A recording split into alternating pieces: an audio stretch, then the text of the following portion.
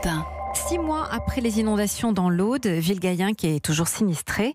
Nikos Aliagas, vous êtes en ligne ce matin avec Gaël Cousineau, le boulanger du village. Il y a 6 mois, avec la matinale d'Europe 1, nous étions sur place dans l'Aude, à Villegayenc. La rivière, le Trapel, avait tout emporté. Écoutez. Je suis sur la place du village. Nous assistons à quelque chose d'assez surréaliste. Devant la maison de Didier, une pelleteuse géante qui prend ses affaires pour les jeter directement à la poubelle. En fait, il n'y a plus rien chez vous. Il n'y a plus rien, rien du tout, non. C'est un désastre. Voilà, c'était il y a 6 mois. Des images choc, une réalité difficile. 6 mois plus tard, nous sommes en ligne avec Gaël Cousineau. Bonjour. Bonjour. Et vous avez, comme d'autres commerçants à Villegayenc, tout perdu. Oui. Vous en êtes où aujourd'hui avec votre boulangerie? À quoi elle ressemble? Pour le moment, c'est un peu le bordel un peu partout. Il n'y a pas trop d'avancées concrètes. Nous avons signé un accord avec notre assurance il y a 2 jours. Et pour le moment, on attend encore. C'est-à-dire que vous avez touché des sous de votre assurance? Pour le moment, j'ai eu un chèque de 2000 € au départ.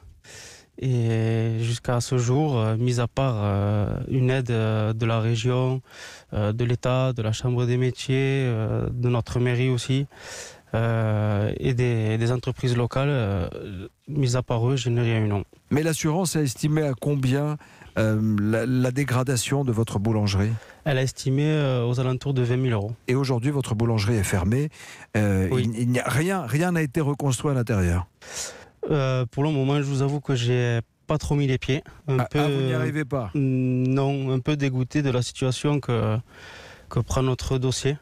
Plus par cet aspect-là que par rapport aux inondations. Mais on a espoir d'y revenir assez rapidement et pouvoir entamer les travaux. Dans l'enveloppe, justement, qu'il vous faut pour repartir, Gaël Cousineau, il manque combien d'argent? Parce que vous appelez à l'aide avec une cagnotte sur Internet. Combien il vous manque? Les devis à neuf ont été estimés à 95 000 €. Votre boulangerie se trouve à Villegayenc. Et 6 mois après, est-ce que c'est toujours une ville morte? Écoutez, petit à petit, ça reprend vie quand même. On a espoir de retrouver le village qu'on avait avant le 15 octobre parce que c'est quand même un village où il fait bon vivre. Et du coup, on se bat un peu tous à notre manière pour retrouver cette harmonie qu'il y avait dans ce village. Il y avait eu une solidarité dès les premières heures. Est-ce que cette solidarité existe encore aujourd'hui à Villegayenc? Oui, c'est un simple regard suffit à se comprendre entre chaque villageois.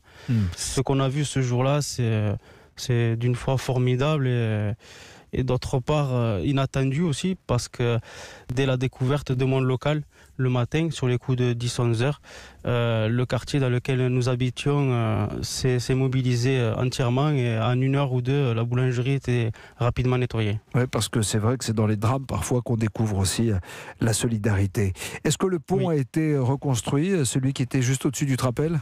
Oui, nous avons un pont temporaire. Il est censé être démonté pour être remplacé par un pont normal. Parlez-moi un petit peu du village, de ce que vous voyez quand vous êtes à Villegayenc.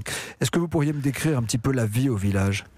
La vie au village, elle reprend son cours petit à petit. Le ruisseau a été remodelé. On essaye tant bien que mal de retrouver le village qu'on avait auparavant. Il y a un semblant de vie et puis on attend aussi que l'on détruise des maisons qui ne sont pas considérées comme habitables. Oui, c'est ça.